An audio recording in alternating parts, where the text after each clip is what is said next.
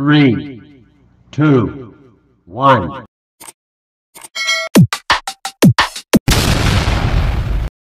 Hello everyone! Hi! Good evening po sa inyo. It's me again, ang Kusinarang Shumera. And for today's video guys, gagawa tayo ng burong mangga or ating pickled mango. At ito yung mga ingredients na ating gagamitin. So we have green mango, ayan, green na green. And meron po tayong pamintang buo. Actually, pwede naman po kayo gumamit ng pamintang duro, pero ako mas gusto ko yung buo para pampaano lang siya eh. Pampabango para sa akin, tsaka pampalasa. And we have garlic. Saka ang ating salt and sugar. Nakalimutan ko dalhin. And ang ating sili. Siling labuyo. So, ayan guys, ipe-prepare na muna natin yung mga ingredients na ating gagamitin. And, of course, pagpasensyahan nyo na kung medyo maingay. Maingay ang kapitbahay. Charot lang. So, ayan, ito na ang aking sugar, white sugar. So, first thing is, babalatan natin yung green mango. Green na green.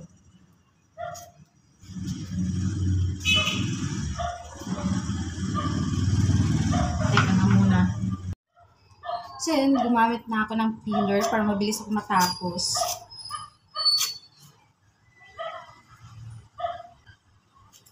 Kaya lang yung aking peeler hindi na siya ganun katalas.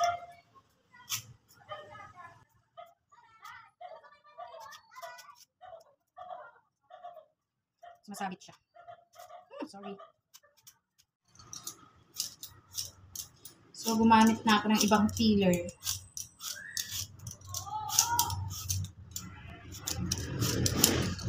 Ayan guys, green na green talaga. Ito yung masarap iburo kasi maasim-asim.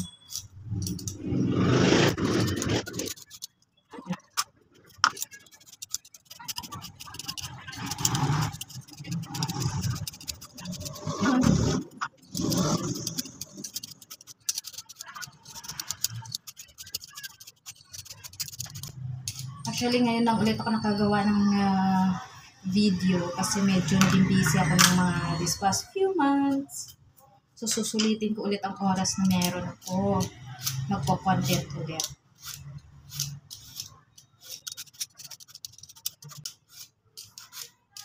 Ang ganda ng kulay ng mangga and ang amoy niya talaga. Nangangasim na ako. Ayan. So, yan. Set aside na natin. Next is ang ating bawang.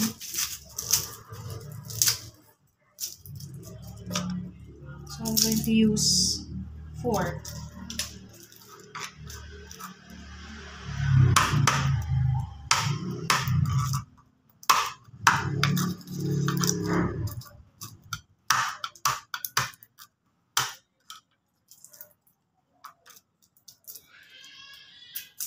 So, dinudurog ko siya.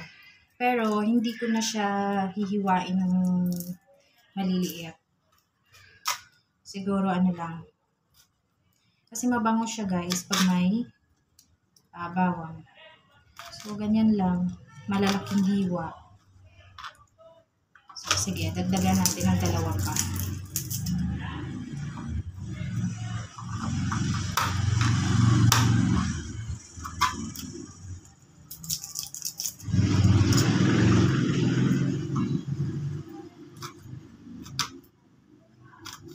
Yeah.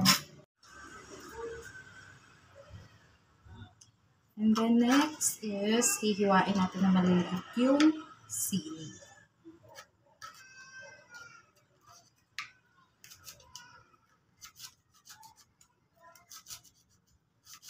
Ang bango ng sili guys. It's maanghang.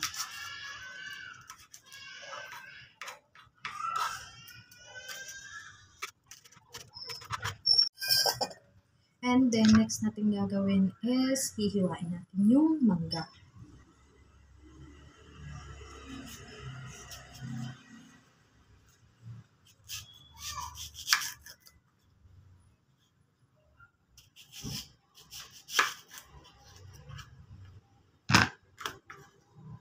Ayan.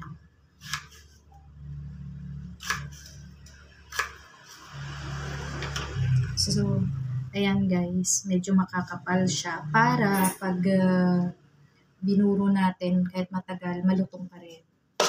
Ay, sorry.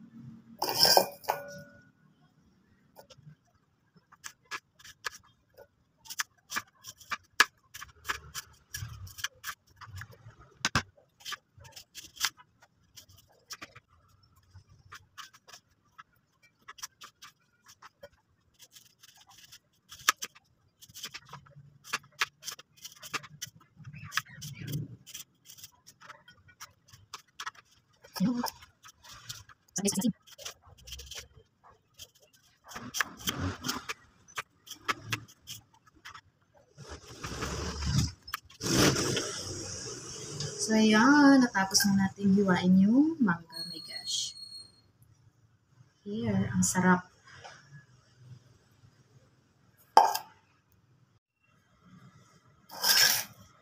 So, next natin gagawin is ipe-prepare natin yung ating mangga.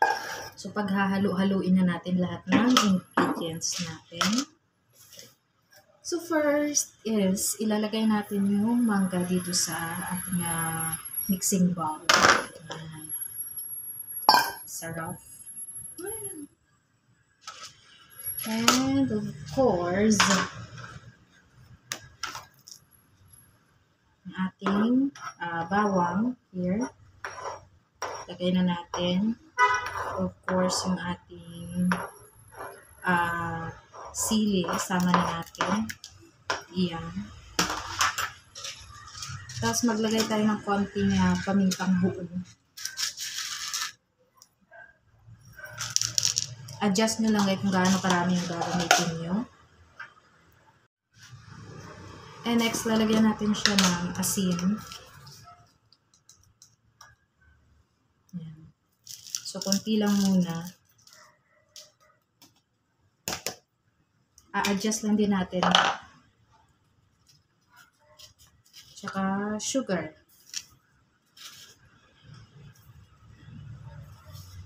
So, lagyan pa natin yung asin.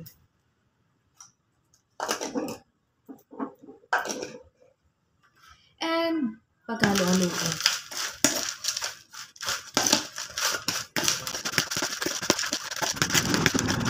So yun guys, paghalo-haluin na natin siya hanggang sa magtubig.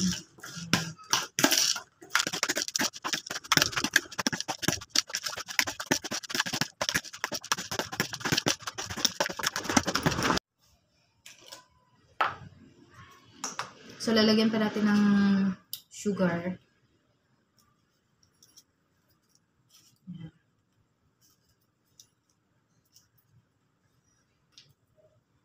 Tsaka asin kasi medyo kulang pa ng konti. Siyempre, tinikman ko muna bago ko dinagdagan.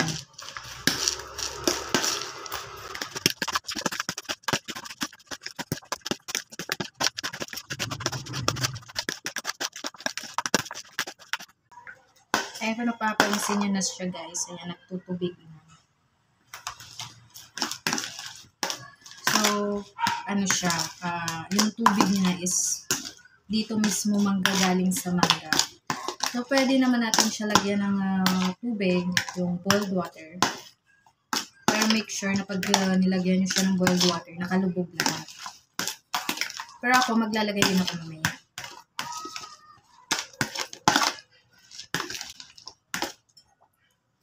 So, ayan, lipat na natin siya sa lalagyan. Ating jar.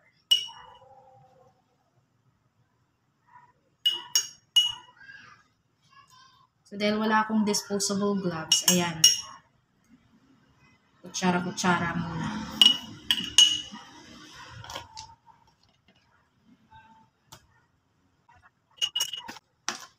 Tapos yung timpla niya guys, adjust nyo lang sa, depende sa panlasa na meron kayo. So sa akin, konti lang yung sili niya kasi hindi naman ako mahilig sa manghang.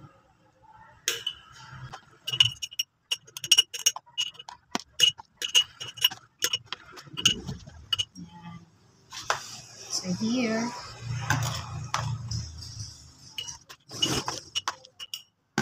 ang bango niya guys.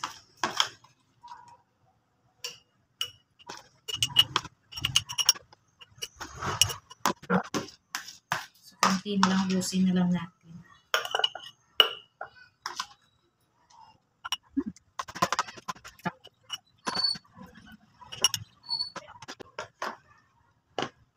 Ayan. Lagay natin ang kanyang sauce. Here.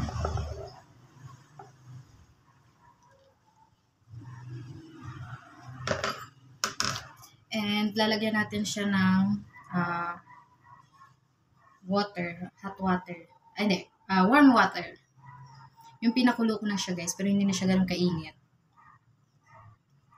Yan. Actually, konti lang. Konti lang nilagay ko.